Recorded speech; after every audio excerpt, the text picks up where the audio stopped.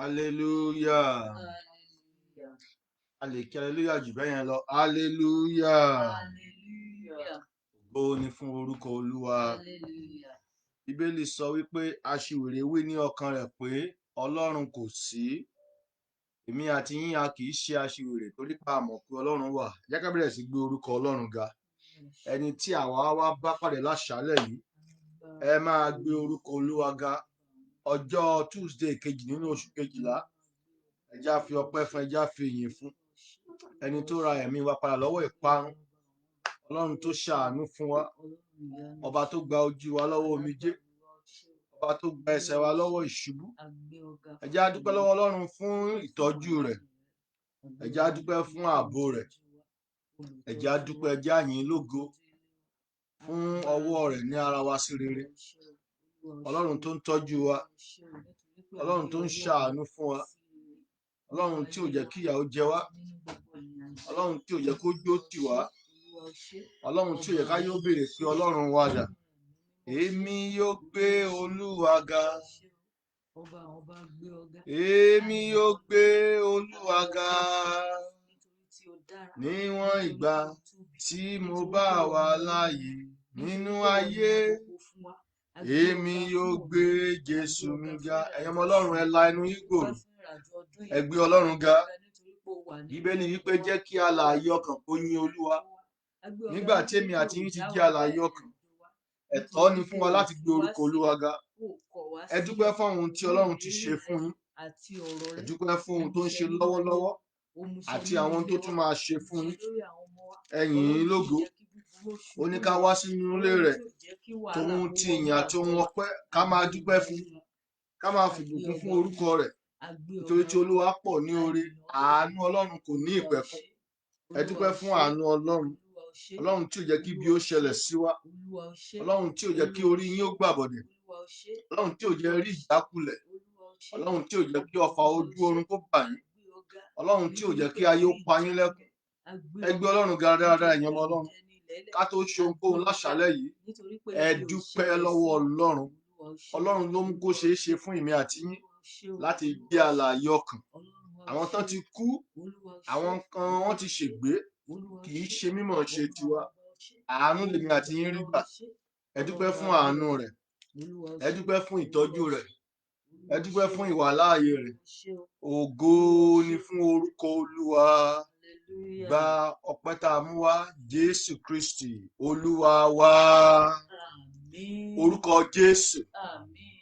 Alágbára gíga gbé ọ̀gá torí pé ìwọ ni Ọlọ́run. Ọlọ́run tí ò lè gbàbọ̀dè, Ọlọ́run tí ò lè yí padà, Ọlọ́run tó ń kóhun ò lè dá dúró, ẹni tí kì í sùn, ẹni tí kì í tòògbé. Ọba tó ní gbogbo ipá àti agbára, a gbé ọ̀gá yìn ọ́ láṣálẹ́ yìí. Olúwa gba ọpẹ́ wa. Torí pé àwa jẹ́wọ́ pé Jésù ni Olúwa. Ìwọ ló mú kó ṣeé ṣe fún wa láti jẹ́ alààyè ọkàn ní àṣálẹ́ yìí, láti wà ní iwájú rẹ lórúkọ Jésù. Olúwa gba ọpẹ́ wa. Jẹ́ ní gbogbo ẹ̀ṣẹ̀, Ọlọ́run kó dáríjì wá. Ohun tó wà ní ọwọ́ wa nínú ayé wa tó lè mú kí igbe wa kó dàbí igbe ajá ní etí ìwọ Ọlọ́run, tó lè mú kí ìwọ Ọlọ́run kó jìnnà sí wa láṣálẹ́ yìí, a bẹ̀bẹ̀ láṣálẹ́ yìí, Ọlọ́run kó dáríjì wá. A bẹ̀bẹ̀ lórúkọ Jésù, Olúwa dáríjì wá. Ẹ̀jẹ̀ Jésù kó yà wá sí mímọ́. Mo gbàdúrà fún gbogbo ojú tó ń wò mí, etí tó ń gbọ́ mi, àti àwa tá a wà níbí náà, níbi tí ẹnì kọ̀ọ̀kan wá wà, ẹ̀jẹ̀ Jésù kó yà á sí mímọ́. Agbára tó wà nínú ẹ̀jẹ̀ Jésù kó bá ìdíwọ́ àti ìdènà wí. Mo ní kó bá ìdíwọ́ àti ìdènà wí. Àwọn ẹ̀mí búburú inú afẹ́fẹ́, àwọn agbára tó máa ń tako àdúrà, lórúkọ Jésù mo pa láṣẹ, ẹ wọnú ìdè lọ. Ní àṣálẹ́ ẹnì kọ̀ọ̀kan wa, a ó rí tiwa ṣe. Bàbá tí ń la ẹnu wa gbòòrò, Ọlọ́run yóò kún, ọ̀run yóò ṣí fún wa. A ó gba agbára tuntun, a ó gba ire òpin ọdún. Mo ní a ó gba ire òpin ọdún. Ayọ̀ òpin ọdún yóò jẹ́ tiwa. Àṣálẹ́ yìí a ó lọ pẹ̀lú ìgbàláre. A ò ní wá lásán, a ò dẹ̀ ní lọ lọ́wọ́ òfo. Láti ìbẹ̀rẹ̀ dé òpin, Ọlọ́run kó gba gbogbo ògo. Ògo ni fún orúkọ Olúwa. Jésù Kristi Olúwa wa. Àmín, àmín, àmín lórúkọ Jésù Kristi. Amen. Amen. Hallelujah. Hallelujah. Hallelujah. Hallelujah. Ìwé Rome orí kejìlá ẹsẹ̀ kejìlá. Romans 12:12. Ìwé Rome orí kejìlá ẹsẹ̀ kejìlá wípé ẹ máa yọ̀ ní ìrètí, ẹ máa mú sùúrù nínú ìpọ́njú, ẹ máa dúró gangan nínú àdúrà, ẹ máa yọ̀ nínú ìrètí tá a ní nínú Ọlọ́run. Níbẹ̀ ni ayọ̀ wa wà. Kò sẹ́ni tó máa ń wá Ọlọ́run láì ṣe pé ó ń retí ohun kan. A ní ohun tá à ń retí láyé yìí, bẹ́ẹ̀ la ní ohun tá à ń retí fún ayé tó ń bọ̀. Òun la ṣe ń wá Ọlọ́run. Kò sẹ́ni tó ń wá Ọlọ́run láì nírètí. Nínú ìrètí wa, Bíbélì wípé ká máa yọ̀ nítorí pé a ní ìrètí, nítorí pé a ò gbé ìgbésí ayé aláìnírètí. Nígbà tá a wá ń retí, tá à ń dúró, tá à ń retí ohun rere yẹn, Bíbélì wípé ká máa yọ̀. so láṣálẹ́ yìí kó tó di pé a lọ bẹ̀rẹ̀ sí béèrè lọ́wọ́ Ọlọ́run nínú ìrètí tá a ní tá a fi wá Ọlọ́run wá, mo fẹ́ ká yin Ọlọ́run, ká dúpẹ́ lọ́wọ́ Ọlọ́run, ká dúpẹ́ fún ohun tá à ń retí yẹn nítorí pé agbára rẹ̀ nìkan ló lè ṣe nítorí pé nípa àánú á ṣe tiwa lórúkọ Jésù. Àdúrà wa ṣe ìtẹ́wọ́gbà. Amen.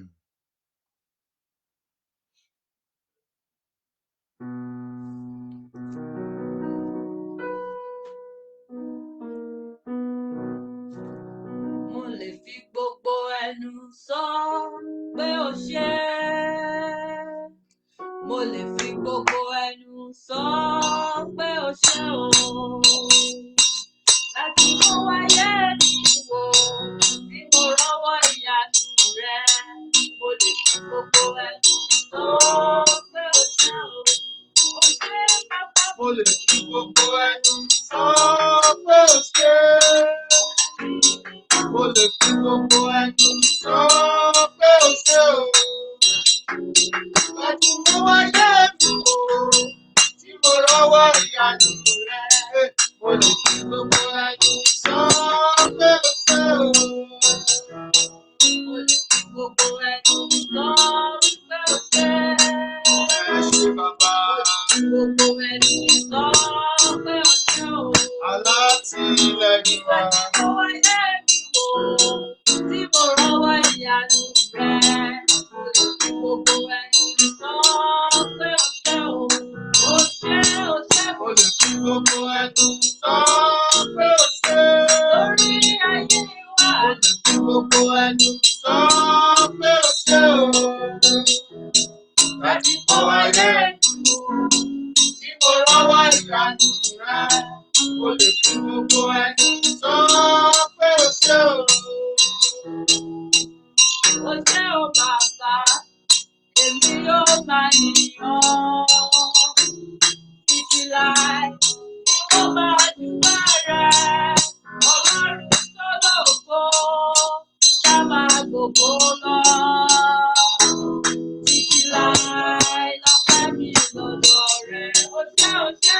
O ṣé o bàbá, èmi yóò máa yìn ọ́. Títí láé ni wọ́n máa júbà rẹ. Ọlọ́run tó lógo, ká máa gbogbo lọ. Títí láé lọ́pẹ́ mi lọ́dọ̀ rẹ. O ṣé o bàbá, èmi yóò máa yìn ọ́ títí ayé ni wọ́n máa júbà rẹ̀. Ọlọ́run tó lógo, ká máa gbogbo lọ. Títí láé lọ́pẹ́ mi lọ́dọ̀ rẹ̀. O ṣé bàbá, O ṣé o bàbá, èmi yóò máa yìn ọ́.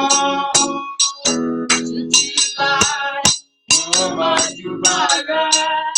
Ọlọ́run tó lógo, ká máa gbogbo lọ. Títí láé lọ́pẹ́ mi lọ́dọ̀ rẹ. ó fi ọpẹ́ fún Olúwa àwọn olùgbà. Alágbára ni ó. Ìdájú rẹ̀ dúró láéláé. Ó fi ọpẹ́ fún Olúwa àwọn olùgbà. Orí àánú rẹ̀ dúró láéláé. Ẹ fi ọpẹ́ fún Ó fi ọpẹ́ fún Olúwa àwọn olùgbà. Lórí àánú rẹ̀ dúró láéláé. Ó fi ọpẹ́ fún Olúwa àwọn olùgbà. Lórí àánú rẹ̀ dúró láéláé. Ẹ fi ọpẹ́ fún Olúwa àwọn olùgbà. Olúwa wa. Àánú rẹ̀ dúró láéláé. Ẹ fi ọpẹ́ fún Olúwa àwọn olùgbà. Orí àánú rẹ̀ dúró láéláé. Ẹ fi ọpẹ́ Ó fi ọpẹ́ fún Olúwa àwọn olùgbà. Lórí àánú rẹ̀ dúró títí láéláé. Ó fi ọpẹ́ fún Olúwa àwọn olùgbà. Lórí àánú rẹ̀ dúró láéláé. Èmi yóò bẹ̀ ọ̀tá.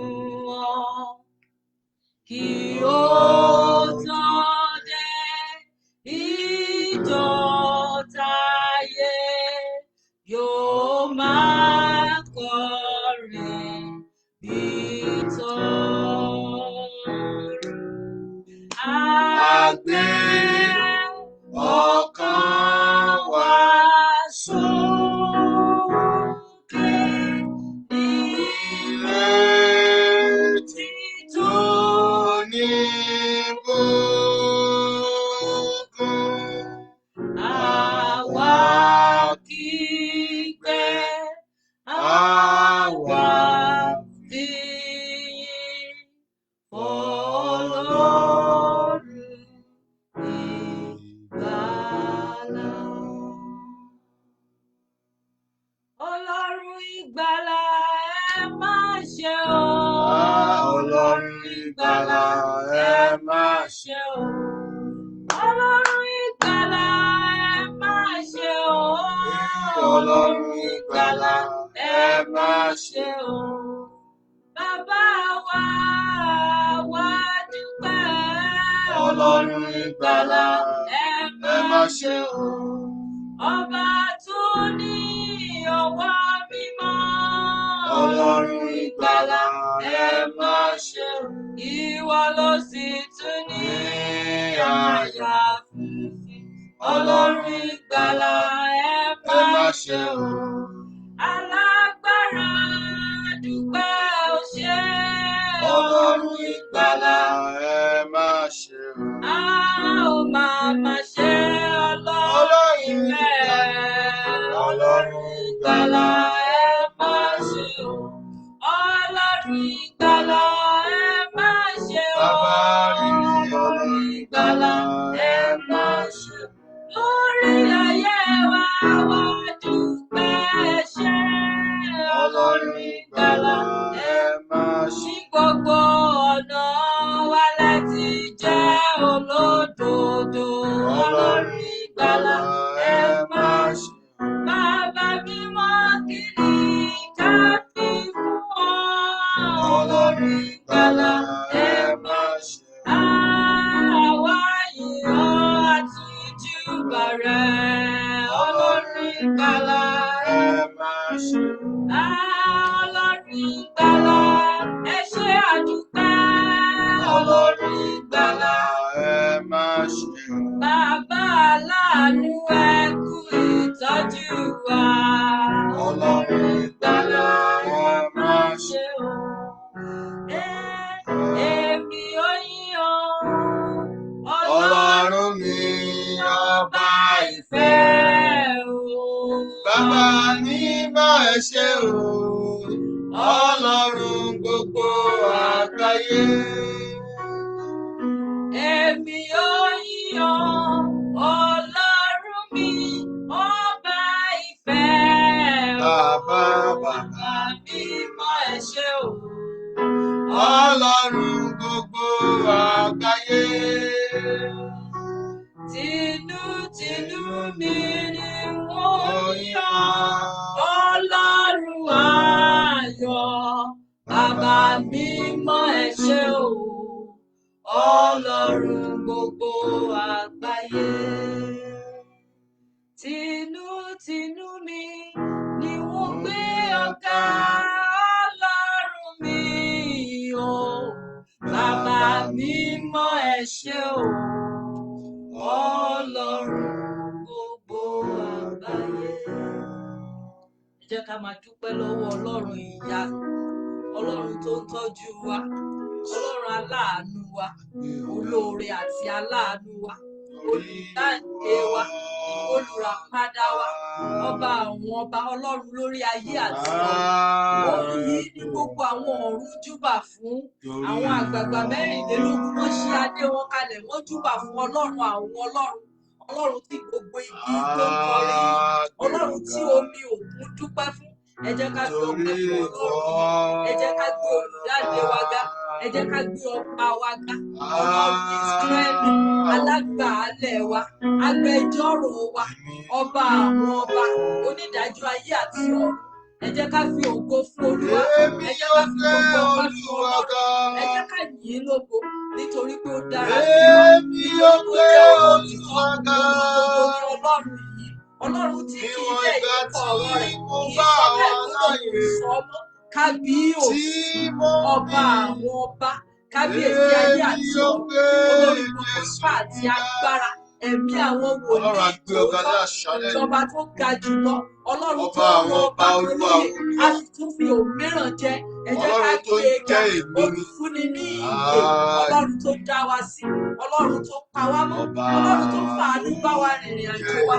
Ẹ jẹ́ ká gbé e ga, a gbé ọ̀gá Olúwa, a ṣe ọ́ lọ́ba, Olúwa àwọn olúwa, Ọlọ́run àwọn ọlọ́run, olùdáǹdè wa, olùràpadà wa, alágbàwí wa, a yìn ọ́, a yìn ọ́ ọlọ́run tí ipá rẹ̀ kò pín agbára rẹ̀ kò kéré agbára rẹ̀ ò dínkù ìwọ ni arúgbó ọjọ́ àdàgbà má pààrọ̀ oyè àdàgbà má tẹ̀ka ọlọ́run tó ga títí títí ayé yìí ò gbà á ṣùgbọ́n ó gbé ikọ̀ ọmọ ènìyàn ọlọ́run ẹ̀mí mímọ́ ọlọ́run ipá àti agbára ọlọ́run ẹ̀mí àwọn wòlíì olùdáǹdè olùgbèjà ẹ jẹ́ ká gbéga ẹ jẹ́ ká yìn lógo a fi gbogbo ògo fún ọ a fi gbogbo ìyìn fún ọ a fi gbogbo ọpẹ́ fún ọ ọlọ́run tó dára ọlọ́run tó tóbi àyàn olúwa kìnìún ẹ̀yà Júdà a gbé ọ̀gá olùṣọ́ àgùntàn ọkàn wa a gbé ọ̀gá ipá àti agbára wa níbi ìsádi wa a gbé ọ̀gá ọlọ́run ìyanu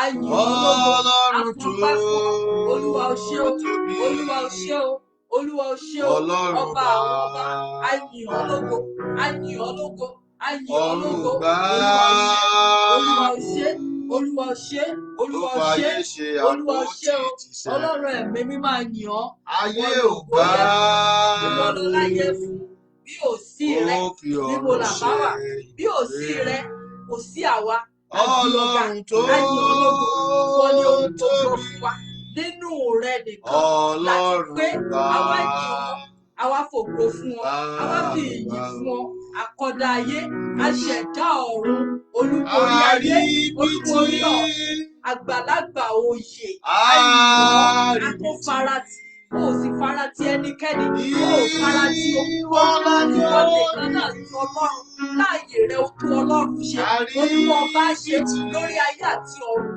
ó nílò ìjòyè bẹ́ẹ̀ ló nílò ìjòyè ọgbọ́n rẹ pé ọ̀nà rẹ jì àgbé ọ̀gá ayọ̀ ológo àfòpó fún afọlá fún olúwa ṣe ọgbọ́n tí ò lópin ipá tí kì í pin ayọ̀ àwọn márìndì kò sẹ́ni tó lè rídìí rẹ kò sẹ́ni tó mọ ìdí agbára rẹ àwa fi ògo fún ọ a fi ìyìn fún ọ a fi gbogbo ọlá fún ọ a sọ wípé o ṣé a ṣe kábíyèsí rẹ a fi ọlá fún ọ o ṣé ọlọ́run ẹ̀mí mímọ́ o ṣe ipá àti agbára tiwa o ṣé ọlọ́run ìyanu nínú ẹni tí àwa ní ìrètí nínú ẹni tí gbogbo ìrètí wa ń bẹ nínú ẹni tí àwọn ojú kì yóò tì wá a gbé ọgbà olúwa wọ ní gbogbo ògo yẹn ògo ní fún orúkọ olúwa Jésù olúwa wa. Amen. Jésù Kristi olúwa wa. Àmín. Ẹ jẹ́ ká tún lọ dúpẹ́ lọ́wọ́ Ọlọ́run fún ìrìn àjò oṣù mọ́kànlá tó ti kọjá lọ nínú ọdún yìí. Ẹ jẹ́ ká dúpẹ́ lọ́wọ́ Ọlọ́run. Ẹ má jẹ́ ayé aláìmoore o. Ẹ má jẹ́ ká fojú kéré oore Ọlọ́run. Nígbà mìíràn, a máa ń wò wípé ṣèbí kéèyàn sùn kó dẹ̀ dìde kó jí. Kì í ṣe gbogbo èèyàn tó sùn ló máa ń jí. Tá a bá ń jáde lọ, a sọ fún àwọn èèyàn pé mò ń lọ bí báyìí o máa tó dé. Kì í ṣe gbogbo èèyàn tó tilẹ̀kùn ilé ẹ̀ tó lọ bẹ́ẹ̀ ló máa ń débẹ̀. Ṣùgbọ́n nítorí pé Ọlọ́run wà pẹ̀lú wa, ìwé orin Dáfídì tó sọ wípé mo sùn mo sì jí nítorí pé Ọlọ́run tì mí lẹ́yìn. Nítorí pé Ọlọ́run wà pẹ̀lú wa, àwọn ohun wọ̀nyí ojoojúmọ́ la máa ń ṣe. Lójú tiwa ó ti wá dàbí ẹni pé bẹ́ẹ̀ náà ló ṣe máa ń rí. Ṣèbí kéèyàn jáde kó wọlé ni, kéèyàn sùn kó dìde ni, kéèyàn káàkiri. Ọ̀pọ̀lọpọ̀ nínú wa ni mo gbàgbọ́ pé a ti lè ṣalábàápàdé àrùn tó wà ń ta yìí ṣùgbọ́n k'Ọlọ́run ò jẹ́ kó nípa lórí wa. Ẹ jẹ́ ká dúpẹ́ lọ́wọ́ Ọlọ́run fún ìrìn àjò oṣù mọ́kànlá èyí tó ti kọjá lọ nínú ọdún 2020. Ọlọ́run tí ò jẹ́ kí ilẹ̀ ò gbé wa mì, Ọlọ́run tí ò jẹ́ kára rìn fẹsẹ̀ sí. Bíbélì gan tó sọ wípé ìṣísẹ̀ ẹyọ kan péré òun ló wà láàrin ikú àti ìyè. Ọlọ́run tí ò wá jẹ́ ká gbé ìṣísẹ̀ tiwa sí ikú. Ẹ jẹ́ ká dúpẹ́ lọ́wọ́ Ọlọ́run àdúrà ọpẹ́. Orúkọ Jésù Kristi. Orúkọ Jésù. Olúwa mo gbé ọ̀gá. Olúwa mo yìn ọ́. Bí gbogbo irun orí mi jẹ́ kìkì ahọ́n. Bí gbogbo irun orí mi jẹ́ kìkì ahọ́n. Kò tó láti yìn bàbá lógo. Kò tó láti fi fọlọ́run mi. Kò tó alágbára gíga gbé ọ̀gá. A yìn ọ́ lógo. A fògo fún ọ. Bẹ́ẹ̀ a ní ẹgbẹ̀rún ahọ́n kò tó yìn ọ́ fún oore rẹ̀. Bá a ní ẹgbẹ̀rún ahọ́n kò tó dúpẹ́ fún àwọn ohun tó ṣe fún wa. A gbé ọ̀gá fún ìrìn àjò oṣù mọ́kànlá ọdún 2020 yìí. Ó jẹ́ ká di òkú, ó jẹ́ dẹni àná. À ń gbé ìgbésẹ̀ àgbé sí ikú. À ń gbé ìgbésẹ̀ wa àgbé sí àrùn. Olúwa gbé ọ̀gá. adúpẹ́ nítorí Ọlọ́run pé tó àrùn kú, ò wọlé wa ibi ò Ọlọ́run tó wọnú dá, àgọ́ wa a Ọlọ́run yìn bàbá ọ́ mi, lógo olùtọ́jú wa ẹ ṣé a ọmọ gbé ìyá ọ̀gá mi, ọlọ́run ẹ̀mí mímọ́ ẹ ṣé ọba ògo àwọn ọba, ni fún orúkọ ẹ olúwa ṣé olúwa àwọn olúwa. jésù kristi olúwa wa Àmín, jésù olúwa wa ẹ àmín. jẹ́ ká béèrè fún ìdáríjì ẹ̀ṣẹ̀ ká tó lọ máa gbàdúrà láṣálẹ́ yìí bíbélì wípé bí èmi bá gba ẹ̀ṣẹ̀ ní àyà mi ọlọ́run kì yóò gbóhùn mi kò sí ọ̀nà méjì tá a bá ti ọwọ́ bọ ẹ̀ṣẹ̀ tá a dẹ̀ yọ ọwọ́ wa ń bẹ̀ tí a ò ronú pìwàdà a ò lè wá máa retí pé ohun tá a fẹ́ kọ́lọ́run ó ṣe láṣálẹ́ yìí ẹ jẹ́ ká jẹ́wọ́ ẹ̀ṣẹ̀ wa bíbélì wípé etí ọlọ́run kò di láti gbọ́ igbe wa ẹ jẹ́ ká sọ fún ọlọ́run pé olúwa ohun tí mo ti ṣe rèé ohun tí mo ti ṣe rèé tó lè mú kó má gbọ́ tèmi ṣùgbọ́n nípa àánú rẹ olúwa dáríjì mí pa ẹ̀ṣẹ̀ mi rẹ́ ẹ já sọ́ di àdúrà orúkọ Orúkọ jésù Jésù, orúkọ orúkọ jésù Jésù, ọlọ́run orúkọ gbogbo ẹ̀ṣẹ̀ Jésù, èyí tó lè mú kó má ẹ̀jẹ̀ gbọ́ Jésù. tiwa láṣálẹ́ yìí nítorí ẹ̀jẹ̀ jésù Olúwa olúwa Jésù, dáríjì wá nítorí ẹ̀ṣẹ̀ ẹ̀jẹ̀ mo Jésù. dá Olúwa dáríjì mí ẹ̀jẹ̀ Jésù padà. má jẹ́ kéṣù Ẹ̀jẹ̀ Jésù. kó jàre mi Ẹ̀jẹ̀ ṣàánú Jésù. mi o Ẹ̀jẹ̀ kémi Jésù má wá sí. ṣe gbé Olúwa yọ́nú sí. lópin àjò Fi ẹ̀jẹ̀ rẹ fọ̀ fún mí. mi nísinmi Fi ẹ̀jẹ̀ rẹ fọ̀ mí. lókàn àyà Fi rẹ ẹ̀jẹ̀ rẹ fọ̀ mí. gbogbo ẹ̀ṣẹ̀ tó lè mú kó má gbọ́ tiwa láṣálẹ́ yìí olúwa dáríjì wá Ẹ̀jẹ̀ Jésù nítorí fọ̀ mí. àánú rẹ olúwa dáríjì wá Ẹ̀jẹ̀ Jésù olúwa wá sí. dáríjì wá olúwa pa Olúwa ẹ̀ṣẹ̀ wa rẹ́ yọ́nú sí. olúwa dáríjì wá Olúwa pa fún ẹ̀ṣẹ̀ wa wa ní rẹ́ ìdáláre. ògo ni Olúwa fún orúkọ ṣàánú. olúwa Amen. jésù kristi olúwa wa Àmín. jésù olúwa wa Àmín. a lọ gbàdúrà láti inú ìwé matthew orí 8 a fi ìtàn yẹn gbàdúrà ní ọjọ́ sunday àwọn díkìn wa lìdí wa ṣùgbọ́n látijọ́ yẹn náà kò kúrò lọ́kàn mi mo tún fẹ́ ká gbàdúrà ká tẹ̀síwájú nínú àdúrà láti inú àwọn ẹsẹ̀ bíbélì yẹn matthew orí 8 ẹsẹ̀ ìkejìdínlọ́gbọ̀n títí dé ìkejìlélọ́gbọ̀n matthew 8:28-32 matthew 8:28-32 Matthew 8. 28-32 yes. Nígbà tí ó sì dé apá kejì ní ilẹ̀ àwọn ará Gẹnesẹ́rẹ́nì, àwọn arákùnrin méjì ẹlẹ́mìí èṣù pàdé rẹ̀. Mm. Wọ́n ti inú ibojì jáde wá. Wọ́n rorò gidigidi tó bẹ́ẹ̀ tí ẹnìkan kò lè kọjá ní ọ̀nà níbẹ̀. Mm. Sì wò ó, wọ́n kígbe sókè wípé, kí ní ṣe tiwa tìrẹ Jésù, ìwọ ọmọ Ọlọ́run? Ìwọ wá láti wá lé wa kúrò níbi ahoro wa. Verse 30. Agbo ẹlẹ́dẹ̀ tí ń bẹ níbẹ̀ ní ọ̀nà jíjìn réré sí wọn. Mm. To 32 yẹ. Yes. Àwọn ẹ̀mí èṣù náà sì sá síbẹ̀ wípé, bí ìwọ bá lè lé wa jáde, jẹ́ kí àwa kí ó lọ sínú agbo ẹlẹ́dẹ̀ yìí. Ó sì wí fún wọn pé, ẹ máa lọ. Nígbà tí wọ́n sì jáde, wọ́n sì lọ sínú agbo ẹlẹ́dẹ̀ náà. Sì wò ó, gbogbo agbo ẹlẹ́dẹ̀ náà sì rọ̀ sínú òkun ní ògèdèǹgbé, wọ́n sì ṣègbé sínú omi. Amen. Amen. Amen. Amen. Tá a bá wo àwọn ẹsẹ̀ bíbélì yẹn dáadáa nígbà tí ó sì padà dé apá kejì ní ilẹ̀ Gàgésẹ́nì àwọn ọkùnrin méjì ẹlẹ́mìí èṣù pàdé rẹ̀ wọ́n ti inú ibojì jáde wá wọ́n rorò gidigidi tó bẹ́ẹ̀ tí ẹnikẹ́ni kò lè kọjá ní ọ̀nà náà. Àwọn kan wà láyé yìí tán pera wọn ní aṣàjẹmáṣẹ́ gbogbo ìdílé ló ní wọn. Àwọn èèyàn máa sọ fáwọn èèyàn pé ẹ má mà ṣẹ̀ lágbájá ò ṣeé ṣẹ̀. Agbára kan ni wọ́n gbójúlé tí wọ́n fi di ẹni tí ò ṣeé ṣẹ̀, ẹni táyé ń bu tiẹ̀ tì. Wọ́n dẹ̀ ń gbégbèsè ayé yẹn wọ́n ti sọra wọn di ẹni tí ayé ń bu tiẹ̀ tì. Wọ́n á máa sọ fáwọn ọmọ kéékèèké inú ìdílé pé ẹ máa bu tiẹ̀ tì ni. Kò sí bó ṣe burú tó, wọ́n á ní kán bu tiẹ̀ tì, wọ́n á dẹ̀ máa bu tiẹ̀ tì. Àwọn èèyàn á mọ̀, òun náà á mọ̀ bẹ́ẹ̀. Àwọn ọkùnrin méjì ẹlẹ́mìí èṣù yìí náà wọ́n bu tí wọ́n tì wọ́n nítorí pé wọ́n gbàkóso ojú ọ̀nà. Ẹ̀mí búburú inú wọn. Bíbélì wípé ó rorò gidigidi. Kò sí ẹni tó lè kó lójú. Àwọn èèyàn fi ọ̀nà yẹn lẹ̀ fún wọn láti máa ṣe bí wọ́n ti ń ṣe. Ṣùgbọ́n wọ́n pàdé agbára tó ju agbára lọ. Jésù ò bá wọn sọ ohunkóhun, fúnra ara wọn ni wọ́n kígbe pé kí ló wá débí? Ó ti wá wa débí Jésù ọmọ Ọlọ́run. Ṣé o fẹ́ lé wa jáde ni? Ẹ já sọ fún Ọlọ́run pé Olúwa, fún mi ní agbára tó ju ti òkùnkùn lọ. agbára kan tó wà nínú Jésù òun ni àwọn òkùnkùn yẹn rí iná inú Jésù ló jó wọn tán fi pariwo ẹja sọ láṣálẹ́ yìí pé Olúwa gbé agbára rẹ wọ̀ mí agbára tó ń gbé inú ọ̀rọ̀ rẹ agbára tó ga ju òkùnkùn lọ Olúwa gbé wọ̀ mí ẹja sọ di àdúrà orúkọ Jésù Kristi orúkọ Jésù Olúwa gbé agbára rẹ wọ̀ mí agbára tó ju ti òkùnkùn lọ Olúwa gbé agbára rẹ wọ̀ mí agbára tó ju ti òkùnkùn lọ Olúwa gbé agbára rẹ wọ̀ mí agbára tó wà nínú ọ̀rọ̀ rẹ Olúwa gbé agbára rẹ wọ̀ mí agbára tó ju ayé lọ Olúwa wọ̀ mí ní agbára agbára tó rẹ ju òkùnkùn lọ láṣálẹ́ yìí Olúwa wọ̀ mí ní agbára rẹ Olúwa wọ̀ mí ní agbára rẹ Olúwa wọ̀ mí ní agbára rẹ Olúwa wọ̀ mí ní agbára rẹ Olúwa gbé agbára rẹ wọ̀ mí agbára tó ju ti ayé lọ agbára tó ju ti òkùnkùn lọ Olúwa gbé wọ̀ ìdílé mi Olúwa wọ̀ mí ní agbára Olúwa wọ̀ mí ní agbára Olúwa gbé agbára rẹ wọ̀ mí Olúwa gbé agbára rẹ wọ̀ mí Olúwa gbé agbára rẹ wọ̀ mí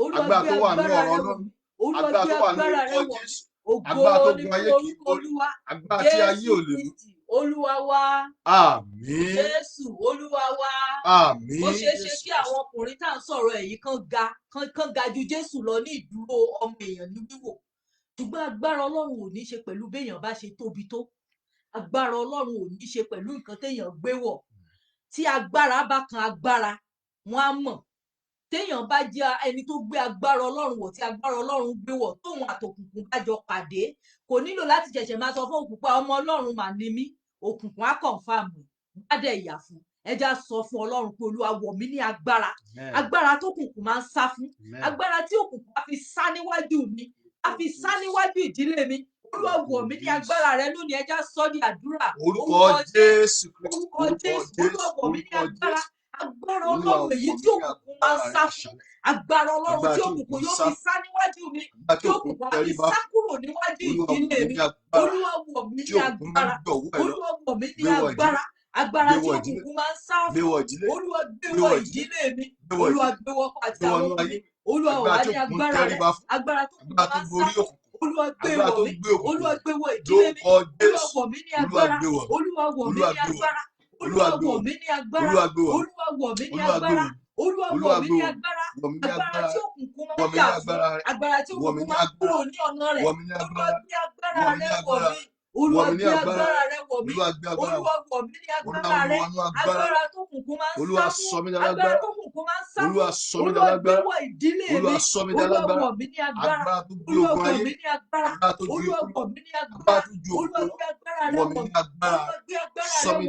Olúwa gbé agbára rẹ wọ̀ mí Olúwa gbé agbára rẹ wọ̀ mí Olúwa gbé agbára rẹ wọ̀ mí Olúwa gbé agbára rẹ wọ̀ mí Olúwa ṣe bẹ́ẹ̀ Jésù Kristi Olúwa wa àmín Jésù Olúwa wa àmín èṣe tó jẹ́ pé àwọn ọmọ Ọlọ́run náà máa ń kì nínà ẹ má lọ lé ọdún o ẹ má ya fọ́tò o ẹ má lọ gbá o ẹ má lọ àwo òkùnkùn oníkìlọ̀ wọn ní nǹkan kan tó fẹ́ ṣe àwọn wà ń bẹ̀rẹ̀ dì ṣùgbọ́n tí agbára Ọlọ́run bá kún inú wa ibi tó bá wù wọ́n kán lúgọ sí ibi tó bá lọ wù wọ́n kán lọ dúró sí iná ló máa pàdé wọn ẹ já sọ fún Ọlọ́run pé Olúwa gbé agbára rẹ wọ̀ mí agbára Ọlọ́run jẹ́ kó kún inú mi agbára kan ló ń gbénú àwọn ọkùnrin yẹn tó ń tì wọ́n tó mú kán rorò débi káwọn ènìyàn sá agbára Ọlọ́run sì ju ti òkùnkùn lọ nígbà tí Jésù Olúwa wípé gbogbo agbára ní ayé àti ní ọ̀run láti fi fún mi wípé ní orúkọ Jésù yìí ni gbogbo ẹkún yóò wúlẹ̀ ẹ já sọ fún Ọlọ́run pé Olúwa agbára tí gbogbo ẹkún òkùnkùn yóò fi wólẹ̀ níwájú mi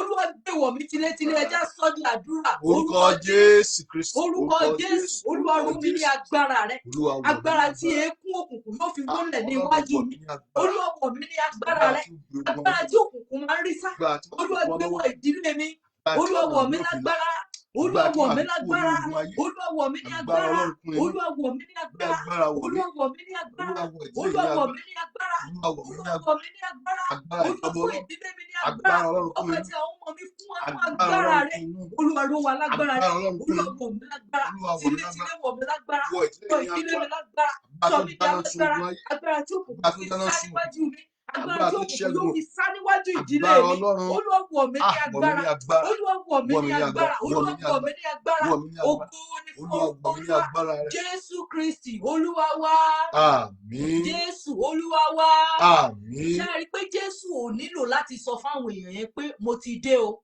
ó kàn ń bọ̀ ní tiẹ̀ ni bí bíbélì ṣe sọ̀rọ̀ yẹn gan wọ́n súnmọ́ ibi tó wà àtòkèrè tán ti rí náà ti pariwo pé Jésù ọmọ Ọlọ́run kí ló wá dé bí o fẹ́ lé wa ni. Ẹ já sọ fún Ọlọ́run pé Olúwa dá iná agbára rẹ sínú mi, jẹ́ kí iná agbára ńlá kó máa jò yí mi ká, èyí tí ọmọ ẹranko òkùnkùn kò ní lè súnmọ́. Ẹ já sọ di àdúrà. Orúkọ Jésù. Orúkọ Jésù. Olúwa dá iná agbára rẹ sínú mi, Olúwa dá iná agbára rẹ sínú ìdílé mi, jẹ́ kí iná agbára rẹ kó máa jò yí mi ká, kó máa jò yí àwọn ọmọ mi ká, èyí tí ọmọ ẹranko òkùnkùn kan ò ní lè súnmọ́. Olúwa dá iná agbára rẹ yí mi ká, Olúwa dá iná agbára rẹ yí mi ká, Olúwa dá iná agbára rẹ yí mi ká, Olúwa dá iná agbára rẹ yí mi ká, Olúwa dá iná agbára rẹ yí mi ká. Olúwa wọ̀ mí ní agbára ńlá rẹ, rọ̀ mí ní agbára, rọ̀ mí ní agbára, rọ̀ mí ní agbára, rọ̀ mí ní agbára, wọ̀ mí ní agbára, wọ̀ mí ní agbára, wọ̀ mí ní agbára, wọ̀ mí ní agbára, wọ̀ mí ní agbára, wọ̀ mí ní agbára. Ògo ni fún orúkọ Olúwa. Jésù Kristi Olúwa wa. Àmín. Jésù Olúwa wa. Àmín. Kò sí ayé kankan tó ṣòfò. Ayé tí ẹ̀mí Ọlọ́run ò bá ti jọba ńbẹ̀, ẹ̀mí èṣù ló ń jọba níbẹ̀.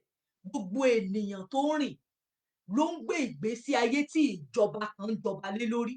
Ẹ jẹ́ á kọrin yìí pẹ̀lú ìgbàgbọ́ ká tó gbàdúrà. Ẹni tó níjọba ti gba ìjọba, Sátánì gbọ́. Ẹni tó níjọba ti gba ìjọba, Sátánì kúrò. Ẹni tó níjọba ti gba ìjọba, láyé wa Sátánì gbọ́. Ẹni tó níjọba ti gba ìjọba, Sátánì kúrò. Jésù tó níjọba ó ti gba ìjọba, Sátánì gbọ́. Jésù tó níjọba ti gba ìjọba, Sátánì mọ́wọ́ rẹ̀ kúrò. Ẹni tó níjọba ti gba ìjọba, Sátánì gbọ́. Ẹni tó níjọba ti gba ìjọba, Sátánì kúrò.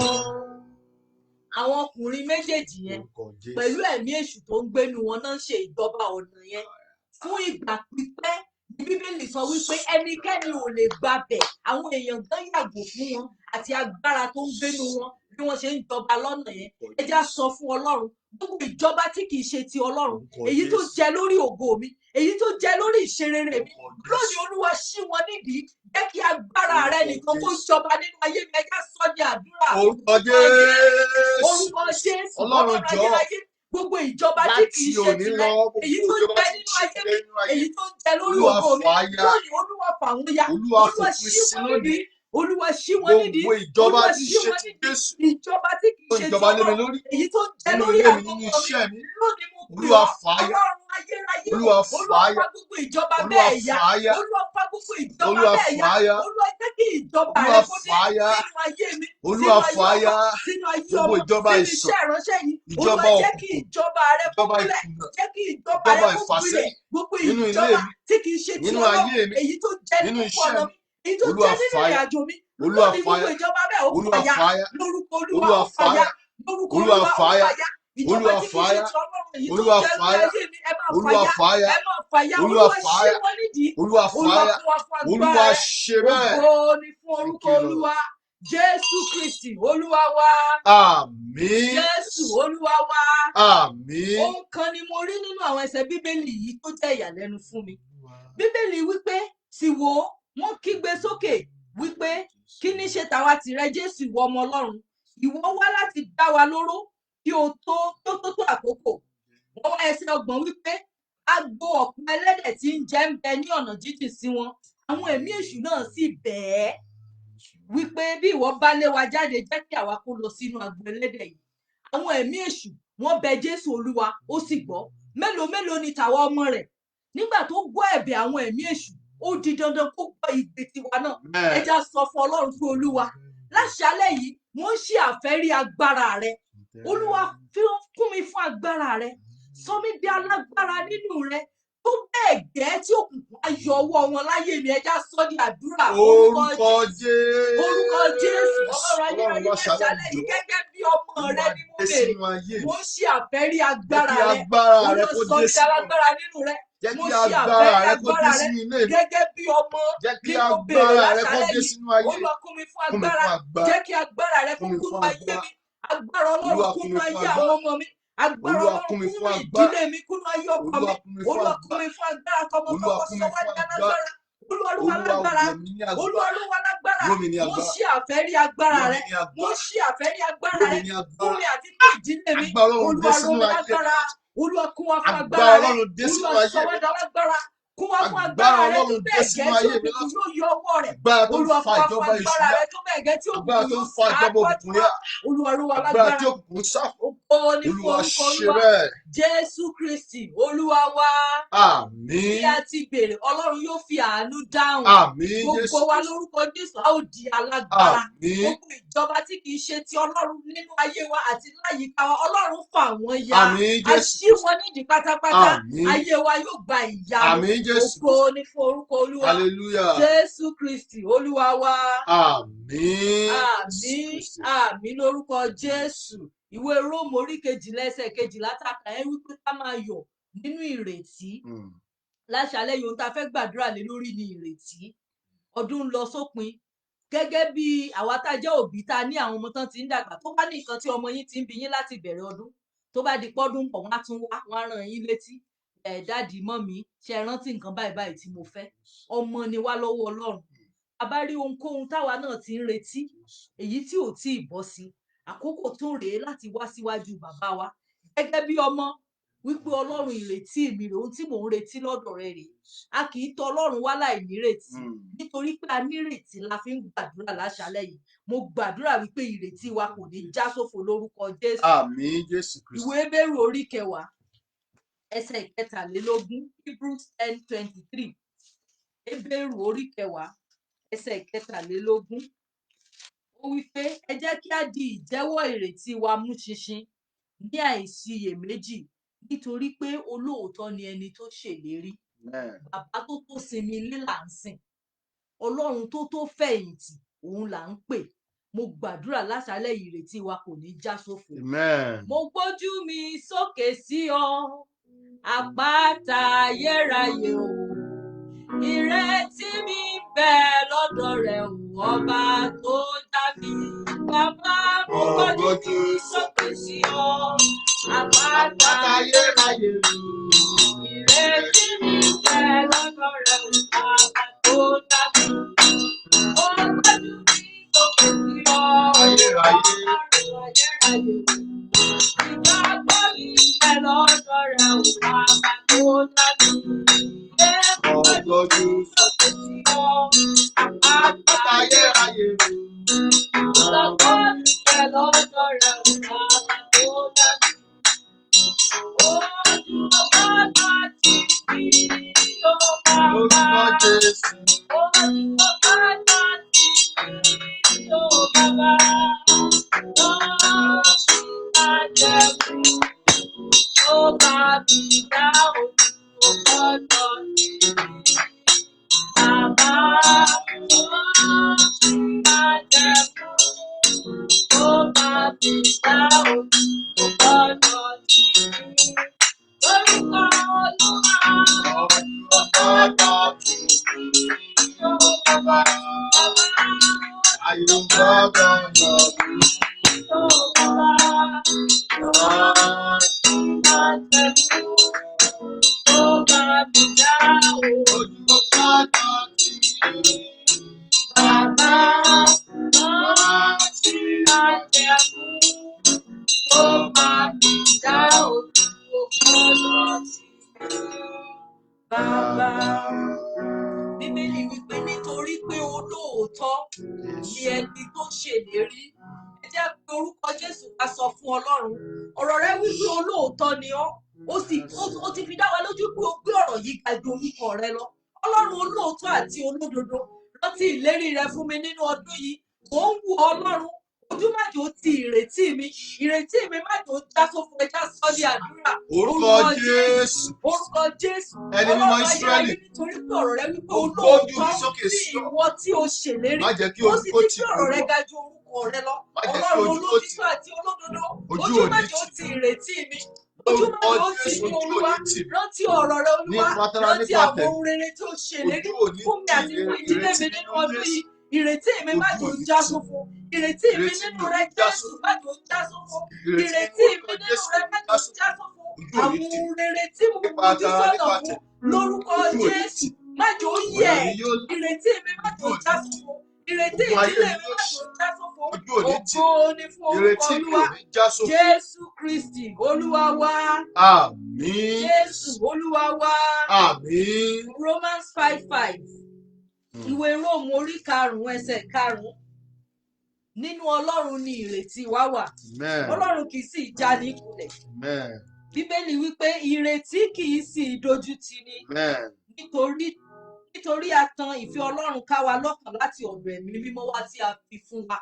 Ẹ já sọ fún Ọlọ́run pé Olúwa, ẹ mọ ohun rere tí ẹ ń fojú sùn, mo mọ ohun rere tí mò ń fojú sùn. Ẹ já sọ fún Ọlọ́run pé Olúwa, ojú má jò tì ìrètí mi nínú rẹ. Nínú rẹ ni mo fi ìrètí tèmi sí. Ojú má jò tì mí, má jẹ́ rí ìtìjú. Ẹ já sọ di àdúrà orúkọ Jésù. Orúkọ Jésù Ọlọ́run ayérayé, nítorí pé ọ̀rẹ́ wípé ìrètí kì í dojú tì ni. Nínú rẹ ni àwa ní ìrètí. Ojú má jò tì ìrètí wa. Lórúkọ Jésù, ojú má jò tì ìrètí mi. Nínú rẹ Jésù, ojú má jò tì ìrètí mi. Ọlọ́run ayérayé, ojú má jò tì ìrètí mi. Lórúkọ Jésù, ojú má jò tì ìrètí mi. Ìwọ ni mo gbé ojú mi sókè sí Jésù, ojú má jò tì ìrètí mi. Ohun rere gbogbo tí mò ń retí, Olúwa fàánú gbé wọn lé mi lọ́wọ́. Ìrètí mi kò ní já sófo. Ìrètí ìdílé mi kò ní já sófo. Lórúkọ Jésù, ojú má jò tì ìrètí mi. Níbi tó kù kọ́dún yóò parí, nítorí kò sóhun tó lè ṣe. Ojú má jò tì ìrètí mi.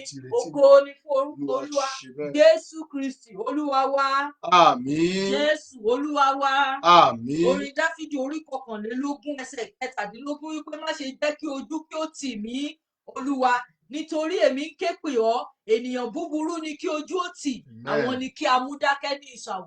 Ẹ já sọ fún Ọlọ́run pé Olúwa, mo ké pè ọ́, má jẹ́ kójú ó tì mí o. Ohun tí ò dára ni kójú ti ọmọ Ọlọ́run. Ẹ já sọ fún bàbá wa yìí, Ọlọ́run tó mọ àìní ọmọ ju ọmọ lọ, pé Olúwa, mo ń wò ọ́ fún àánú, mo ń wò ọ́ fún ìrànlọ́wọ́. Ojú má jò tì mí. Ẹ já sọ di àdúrà orúkọ Jésù. Orúkọ Jésù Ọlọ́run ayérayé, mo ń wò ọ́ fún àánú, mo ń wò ọ́ fún ìrànlọ́wọ́.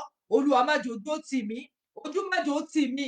Ọlọ́run, mo bẹ̀ ọ́ ní gbogbo ọ̀nà, ní gbogbo àfojúsùn mi níbi tó kù kọ́dún yóò parí. Olúwa má jò ojú tì mí. Olúwa má jẹ́ rí ìtìjú. Olúwa má jẹ́ rí ìtìjú. Olúwa má jò ojú tì mí. Ojú má jò tì ìrètí mi nínú rẹ. Ọlọ́run ayérayé, ojú má jò tì ìrètí mi nínú rẹ. Olúwa má jò ojú tì mí. Olúwa má jò ojú tì ìdílé mi. Olúwa má jẹ́ rí ìtìjú. Olúwa ṣàánú fún mi, ṣe mí lógo. Ògo ni fún orúkọ Olúwa Jésù Kristi Olúwa wa. Àmín. Jésù Olúwa wa. Àmín. Mo ń wojú rẹ Ọlọ́run mi, mo ń wojú rẹ Ẹlẹ́dàá mi. Ọmọkùnrin tí ń wo ọwọ́ bàbá rẹ̀, ọmọbìnrin tí ń wo ọwọ́ ìyá rẹ̀. Èmi wo Jésù títí ó fi dá mi lọ́lá. Bàbá, mo ń wojú rẹ Ọlọ́run mi, mo ń wojú rẹ Ẹlẹ́dàá mi. Ọmọkùnrin tí ń wo ọwọ́ bàbá rẹ̀, ọmọbìnrin tí ń wo ọwọ́ ìyá rẹ̀. Èmi wo Jésù títí ó fi dá mi lọ́lá. Ìwé orin Dáfídì 123 láti ẹsẹ̀ 1 títí dé òpin, ó wí pé ìwọ ni mo gbé ojú mi sókè sí, ìwọ tí ń gbé inú ọ̀run. Kíyèsí bí ojú àwọn ìránṣẹ́kùnrin ti máa ń wọ ọwọ́ àwọn bàbá wọn, àti bí ojú ìránṣẹ́bìnrin ti máa ń wọ ọwọ́ ìyá rẹ̀, bẹ́ẹ̀ ni ojú wa ń wo Olúwa Ọlọ́run wa títí yóò fi ṣàánú fún wa. Olúwa ṣàánú fún wa, ṣàánú fún wa, nítorí tí a kún fún ẹ̀gàn púpọ̀ púpọ̀. Ọkàn wa kún púpọ̀ fún ẹ̀gàn àwọn onírera àti fún ẹ̀gàn àwọn agbéraga. Ẹ já sọ fún Ọlọ́run pé Olúwa, níbi tó kù kọ́dún yìí kó parí. Àwọn Yorùbá máa ń sọ pé ilẹ̀ àánú Ọlọ́run kì í ṣú. Fún ènìyàn ni ohun wọ̀nyí lè má ṣeé ṣe, ṣùgbọ́n pẹ̀lú Ọlọ́run Bíbélì wípé ohun gbogbo ní ṣíṣe. Ọlọ́run níbi tó kù kọ́dún yìí ó parí, Olúwa bójú àánú wò mí. Olúwa jẹ́ kí ìrètí mi kó sèso rere. Ìrètí mi nínú rẹ jẹ́ kó mú èsì rere wá fún mi. Ẹja sọ di àdúrà. Orúkọ Jésù. Orúkọ Jésù. Ọlọ́run ayérayé. Mo gbójú mi sókè sí ọ. Ìwọ ni mo gbójú mi sókè sí. Níbi gbogbo tí mo ti retí rẹ. Ní gbogbo ibi tí mo ti ń bọ̀. Olúwa jẹ́ kí ìrètí mi kó sèso rere. Olúwa jẹ́ kí ìrètí mi kó sèso rere. Níbi tó kù kọ́dún yìí ó parí. Nítorí gbọ̀rọ̀ rẹ wípé pẹ̀lú ìwọ Ọlọ́run yìí ó gbogbo ṣáà ní ṣíṣe. Lórúkọ Jésù. Olúwa fàánú ṣe tèmi. Níbi tó kù kọ́dún yìí ó parí gan ni kó ṣàánú fún mi. Olúwa ṣàánú fún ìdílé mi. Olúwa bójú àánú wò mí. Ògo ni orúkọ Olúwa. Jésù Kristi Olúwa wa. Bí a ti bèrè lórúkọ Jésù, Ọlọ́run yóò fàánú ṣe tiwa. Bí a ti bèrè lórúkọ Jésù, ojú kò ní tì wá. Ojú kò ní tì ìrètí wa. Ìrètí wa kò ní já sófo. Ògo ni fún orúkọ Olúwa. Jésù Olúwa wa. Àmín, àmín, àmín lórúkọ Jésù. Ẹ jẹ́ ká gbàdúrà fún àwọn ọmọ wẹ́wẹ́ wa. Ẹ jẹ́ ká súre fún wọn.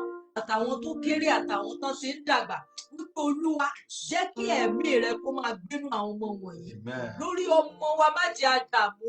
Lórúkọ Jésù ẹ̀mí búburú kò ní dá wa lóró lórí ọmọ. Ẹja sọ di àdúrà. Orúkọ Jésù. Orúkọ Jésù. Ọlọ́run ayérayé àbí lórí àwọn ọmọ tó fi wá jẹ́ kí ẹ̀mí rẹ kó máa gbé inú wọn. Ọlọ́run ayérayé nítorí pé àwọn òun tí a ò lè dáṣe láìsí rẹ. A bẹ̀ ọ́ lórí àwọn ọmọ tó fi wá yìí. Olúwa jẹ́ kí ẹ̀mí rẹ kó máa gbé inú wọn. Ẹ̀mí Ọlọ́run máa gbé inú àwọn ọmọ. Lórúkọ Jésù. Sátánì kò ní ọmọ dá wa lóró. Àwọn ìkà wọn ò ní fi ọmọ dá wa lóró. Lórúkọ Jésù ayé ò ní fi ọmọ dá wa lóró. Lórúkọ Jésù ò ní fi ọmọ dá wa lóró. Ìrìn àjò ayé wọn ò ní dàrú. Àwọn èso wa lórúkọ Olúwa. Aláìbínú bí kò ní ṣẹ́ náà wá. Ọlọ́run kò mú ojú lẹ́yìn ọ̀run wa ká. Ọlọ́run kò mú ojú lẹ́yìn wọn ká. Iná Olúwa kó la ayé wọn kọjá. Àmín. Olúwa wa. Àmín. Ẹja sọ fún Ọlọ́run pé Olúwa tá bá rí ẹnikẹ́ni tó lòun á fi ọmọ mi ṣe ẹgbàna mi. Irú àwọn ẹni bẹ́ẹ̀ Olúwa lù wọ́n. Ọwọ́ Olúwa ṣáà ló lu ọba kan tí ìdí jẹ. Gbogbo ènìyàn kéènìyàn tó lè dúró níbikíbi tó lòun á fi ọmọ yọ mí lẹ́nu. Gbogbo ẹni tó lòun á fi ọmọ mi nà mí. Olúwa jẹ́ kí ọwọ́ ìbínú rẹ kó lù wọ́n bolẹ̀. Ẹja sọ di àdúrà. Orúkọ Jésù. Orúkọ Jésù. Ọlọ́run ayérayé tá bá rí ẹnikẹ́ni tó bá lòun á fi ọmọ dá mi lóró. Tá bá rí ẹnikẹ́ni tó bá lòun á fi ọmọ nà mí. Orúkọ Jésù. Àwọn ẹni náà bá jẹ́ kí ọwọ́ ìbínú rẹ ọwọ́ Olúwa lù wọ́n bolẹ̀. Olúwa lù wọ́n. Irú àwọn èèyàn bẹ́ẹ̀ Jésù Olúwa lù wọ́n bolẹ̀. Ọwọ́ ìbínú rẹ Ọwọ́ kó ikú lù lù wọ́n. wọ́n. Gbogbo ènìyàn kéènìyàn Fi tó ọwọ́ bá àìsàn fi ọmọ dá mi lóró. ẹnikẹ́ni tá a mọ̀ ẹni tá a Olúwa fọmọ jẹ wá lẹ́nu. Olúwa fọmọ dá wa lọ́wọ́. Olúwa lù wọ́n bolẹ̀. Ọwọ́ àìsàn Olúwa lù wọ́n. Olúwa fọwọ́ ikú lù wọ́n. Sọ ọmọ adé àpótí ẹ̀rí. Nítorí pé mo ti Sọ àwọn èso ní di àpótí ẹ̀rí. ẹnikẹ́ni tó bá Àwọn lọ́wọ́ èso ibi ní tí Olúwa sọ ọ́ di àpótí ẹ̀rí. Gbogbo Olúwa ní mú ojú orúkọ lẹ́yìn Olúwa. Olúwa ṣe Jésù Kristi Olúwa wa. Àmín. Jésù Olúwa wa. Ẹ Àmín. jẹ́ ká gbàdúrà yìí àgbà lọ́jọ́ Sunday náà. Ẹ já sọ fún Ọlọ́run. Abẹ́rẹ́ tí wọ́n ṣẹ̀ṣẹ̀ kó dé yìí pé kọ́lọ́run kó darí wa. Ká má ṣe ohunkóhun láì lóye. Ká má ṣe ohunkóhun tó lè mú wa wọ páńpẹ́. Ẹ já sọ fún Ọlọ́run ọ̀run. A ò mọ òtítọ́, ṣùgbọ́n Ọlọ́run òtítọ́ òun ni Ọlọ́run wa. Bíbélì wípé Ọlọ́run wa kì í ṣe olórí rúdurùdu. Wípé Olúwa fúnra rẹ̀ fi òtítọ́ hàn fún wa. Èyí tó pàtàkì jùlọ ni pé fún wa ní ìdarí tó yè koro. Ẹja sọ di àdúrà. Orúkọ Jésù. Orúkọ Jésù. Ọlọ́run ayérayé a bẹ̀ ọ́ nípa ohun gbogbo tó wà níta yìí. Olúwa a bẹ̀ ọ́ pé kó fi òtítọ́ hàn fún wa, kó darí wa. Olúwa fún wa ní ìdarí. Olúwa fún wa ní ìdarí. Olúwa ràn wá lọ́wọ́. Ẹnikẹ́ni nínú wa ò ní wọ páńpẹ́ Sátánì. Ibi ò ní ṣẹlẹ̀ sí wa. Lórúkọ Jésù Olúwa darí wa, bá wa sọ̀rọ̀. Ògo ni fún orúkọ Olúwa.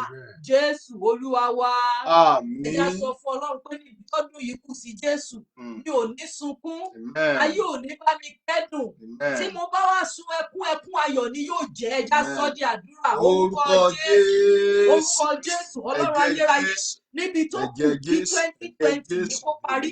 mo sọ Bo ní ìpín orúkọ àti Olúwa ìṣẹ̀dá mi bo wípé ilé mi ò yìí. ní sunkún Èmi ò ní ìbànújẹ́, sunkún ayé ìbànújẹ́. ò ní fọwọ́ ìyà lé Ọ̀fọ̀ ò mi ní léjìká, ṣẹlẹ̀ mi sí ò mi. ní bọ́ bàtà ọ̀fọ̀ Ẹ̀mí sẹ́nu mi ọ̀nà ò mi, ní ibi kò sọnù. ní wọnú ilé wa, Ẹ̀mí mi ò ní ìdààmú sọnù. kò ní wọnú Ẹ̀mí àgọ́ wa mi. ò ní sọnù. Lórúkọ Olúwa bí mo Ibi bá ò sun ní ẹkún, ṣẹlẹ̀ ẹkún sí wa. ayọ̀ ni yóò jẹ́. Ẹ̀jẹ̀ Jésù Ire gba yóò ilé ju wa sí. ọjọ́ orí wa lọ, àánú Ọlọ́run kò Ẹ̀jẹ̀ gbélé wa Jésù lọ́wọ́. máa gbé wa sí. Ògo ni fún orúkọ Ọlọ́run Olúwa. ṣe bẹ́ẹ̀. Jésù Olúwa wa. Àmín. Jésù Kristi Olúwa wa. Àmín. A lè ṣàmì jù bẹ́ẹ̀ lọ. Jésù Kristi Olúwa wa. Àmín. Tó gbàdúrà lẹ ẹjá gbàdúrà fún ìránṣẹ́ Ọlọ́run tí Ọlọ́run lò fún aláṣálẹ̀ pé kọ́lọ́run kó tún okun àti agbára wọn ṣe. Bíbélì sọ fún wa pé àwọn tó dúró dolúwa òun yóò tún okun wọn ṣe. Wọn ó fìyẹ́ gòkè bí ìjì, wọn ó sáré kì yóò rẹ̀ wọ́n, wọn ó rìn àárẹ̀ kì yóò mú wọn, pé Olúwa tún okun àti agbára wọn ṣe. Jẹ́ kí agbára rẹ lọ́tun kó wọ inú wọn, ẹ sọ di àdúrà. Orúkọ Jésù Kristi. Orúkọ Jésù. Arúgbó ọjọ́ àgbàdúrà fún ìránṣẹ́ rẹ. Olúwa tún okun wọn ṣe. Olúwa tún agbára wọn ṣe. Olúwa tún okun wọn ṣe. Olúwa tún agbára wọn ṣe. Olúwa tún okun wọn ṣe. Olúwa tún agbára wọn ṣe. Olúwa tún okun wọn ṣe. Olúwa tún agbára wọn ṣe. Olúwa ṣe bẹ́ẹ̀. Jésù Kristi Olúwa wa. Ẹ má bínú ìgbà tí wọ́n mínísítà àwọn àdúrà kan tọ́lọ́run fi sí mi lọ́kàn. A dẹ̀ máa kọ orin. Ó ní pàṣán tẹ́rẹ́rẹ́ táyé fi ń jẹ mí níyà. Bàbá mímọ́ òní ni kò dáná sun wọ́n. Ó ti tó gẹ́ Olúwa, ó ti tó gẹ́ o Jésù mi.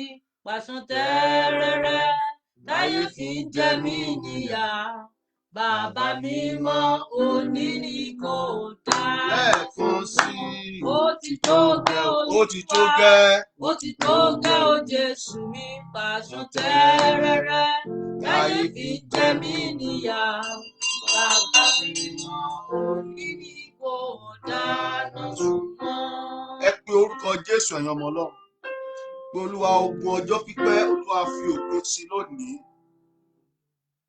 Bíbélì wípé ńgbà tí ènìyàn bá sùn, ọ̀tá rẹ̀ á wá, á sì fún èpò sí àlìkámọ̀, á sì bá tiẹ̀ lọ.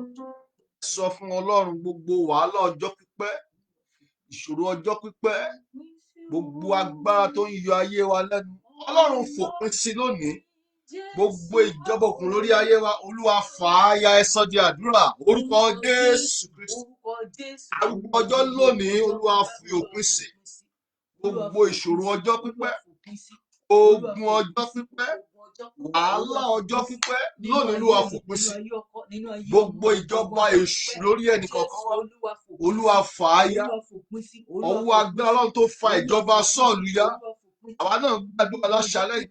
Gbogbo àwọn tó ń fi ẹ̀mí òkùnkùn jọba lórí ayé wa, lórí ilé wa, Olúwa fa ìjọba wọn ya. Olúwa fa ìjọba wọn ya. Olúwa fa ìjọba wọn ya. Olúwa fa ìjọba wọn ya. Olúwa fa ìjọba wọn ya. Olúwa ṣe bẹ́ẹ̀. Jésù Kristi Olúwa wa. Báyìí ni Olúwa wí, èmi àti yín a ò ní dààmú mọ́ lórúkọ Jésù Kristi. Bí Olúwa ti ń bẹ tí ẹ̀mí ẹ̀ wà, mo ní a ò ní dààmú mọ́ lórúkọ Jésù Kristi. Gbogbo àwọn ènìyàn tó ń lo ìjọba lé wa lórí, bí agbára Ọlọ́run ti fa ìjọba Sọ́ọ̀lù ya láti ẹnu Sámúẹ́lì ìránṣẹ́ rẹ̀, àwa náà dúró bí ikọ̀ àtìríjú Ọlọ́run láṣálẹ́ yìí, àsọtẹ́lẹ̀ sí ara wa àti gbogbo àwọn tó ń wò wá, gbogbo àwọn tó ń fi ẹ̀mí àjẹ́, ẹ̀mí òkùnkùn jọba lórí ayé wa, ìjọba wọn fàya lórúkọ Jésù Kristi. Gbogbo ẹni tó ń fọwọ́ gbáyà lórí ayé wa, lórúkọ Jésù Kristi, mo ní idà Ọlọ́run ṣá wọn pa lórúkọ Jésù Kristi. Ogun ọjọ́ pípẹ́ ó wọlẹ̀ lórúkọ Jésù Kristi. Ayọ̀ la ó fi wọnú ọdún tuntun. Ayọ̀ la ó fi parí ọdún yìí. A bá rí gbogbo ọjọ́ tí òkùnkùn ti mú láti gba ẹ̀mí wa bí ọdún yìí ti ń lọ. Mo pe Ọlọ́run mi kó yí lé wọn lórí lórúkọ Jésù Kristi. Àwa kì yóò kú bí kò ṣe yíyè. Káwa kó lè máa ròyìn iṣẹ́ Olúwa. Mo ní ẹ̀yin kì yóò kú bí kò ṣe yíyè. Ẹ̀yin kó lè máa ròyìn iṣẹ́ Olúwa. Àwọn èso wa kì yóò kú, bẹ́ẹ̀ ni wọn kì yóò rẹ̀ dànù bí kò ṣe yíyè. Káwa kó lè máa ròyìn iṣẹ́ Olúwa. Mo gbàdúrà fún ọkùnrin tí orí ń fọ́ yìí, ẹ ò ní ya wèrè lórúkọ Jésù Kristi. Mo rí àwòrán ẹnìkan, wọ́n fi èṣó kàn mọ́ igi. Mo pa á ní àṣẹ lórúkọ Olúwa. Gbogbo agbára tó fẹ́ ya èmi àti yín ní wèrè lórúkọ Jésù Kristi Ọlọ́run kó yí lé wọn lórí lórúkọ Jésù Kristi. Àmín Jésù. Mi ò ní ya wèrè, Àmín. ẹ̀yin náà ò ní ya wèrè, Àmín. àìsàn ò ní wo àgọ́ ara yín. Àmín Jésù. Jẹ́ bí ọdún ti ń parí lọ lórúkọ Jésù Kristi Násárẹ́tì, ẹni tó kú tó sì jíǹde, gbogbo ohun tó ń ṣe tiwa Ọlọ́run kó ṣe é ní àṣepé. Àmín Jésù. Ayé wa kò ní wà bákan náà mọ́. Àmín. Ayọ̀ la ó fi parí ọdún yìí. Àmín. Yóò dára fún wa. Àmín. Ọkàn wa yóò dẹ̀ balẹ̀. A ó rí bá ti ṣe. Àmín. A ó dẹ̀ rí ọ̀nà gbégbà. Àmín Jésù. Láti òní lọ ayọ̀ wa ti dé lórúkọ Jésù Kristi. Àmín Jésù. A ò tún ráre mọ́.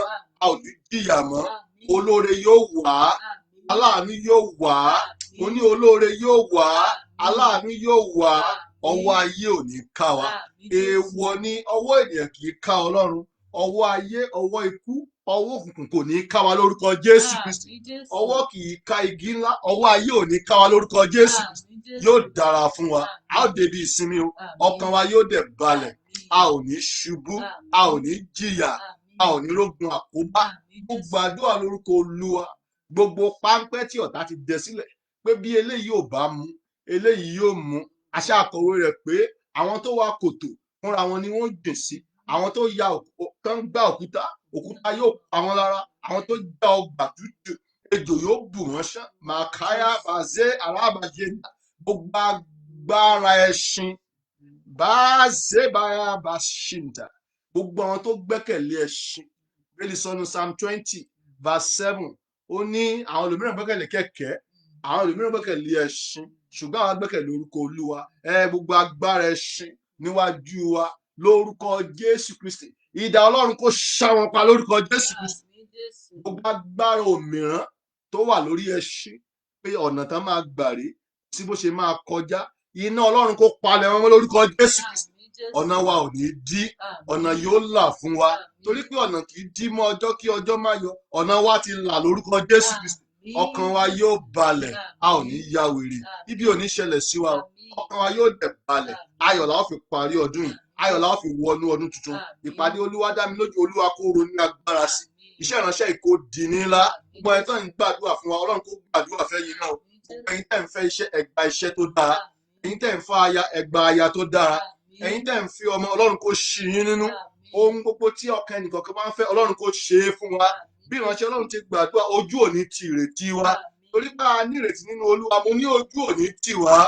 Ògo ni fún orúkọ Olúwa. Ọlọ́run kó ṣe bẹ́ẹ̀. Jésù Kristi Olúwa wa. Àmín, àmín, àmín lórúkọ Jésù Kristi. Ká tó ké hallelujah.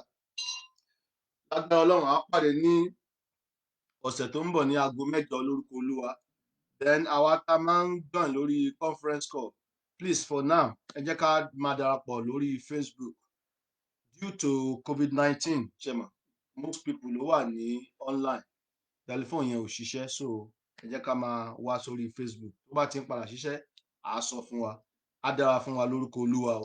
Ẹ jẹ́ ká share fídíò yìí fún àwọn èèyàn wa, then ẹ kéde àdúrà yìí náà kán máa darapọ̀ ní ọjọ́ Tuesday aago 8. Wá balẹ̀, Àmín. a ò ní gbàdúrà lásán. Àmín Jésù. Ire tá a gbà láṣálẹ́ yìí, èṣù ò ní gbà lọ́wọ́ wa lórúkọ Jésù Kristi. Àmín. Ògo ni fún orúkọ Olúwa. Hallelujah. Ǹjẹ́ orí ọ̀fẹ́ Jésù Olúwa wa, Àmín. ìfẹ́ mímọ́ ti Ọlọ́run, Àmín. ìdàpọ̀ ti ẹ̀mí mímọ́, kó Àmín. súre fún wa, Àmín. kó mú inú wa dùn, Àmín. kó dẹ̀ mú ayọ̀ wa kún. Àmín. Àlàáfíà la ó sùn lórúkọ Olúwa, Àmín. àlàáfíà la ó dẹ̀ jí. Àmín. Ibi ò ní ṣẹlẹ̀ sí wa o. Ẹ̀jẹ̀ Jésù kó ya ilé wa sí mímọ́, kó dẹ̀ yẹ ẹnìkọ̀ọ̀kan wa sí mímọ́. Ògo ni fún orúkọ Olúwa. Jésù Kristi Olúwa wa. Àmín, àmín, àmín lórúkọ Jésù Kristi. Hallelujah mẹ́ta o. Hallelujah, hallelujah, hallelujah. Ẹ̀yin Olúwa lógo. Ti dára fún wa lórúkọ Jésù Kristi. Ó dàárọ̀ o. Ọ̀run ayọ̀ la máa sùn. God bless you all. Good night.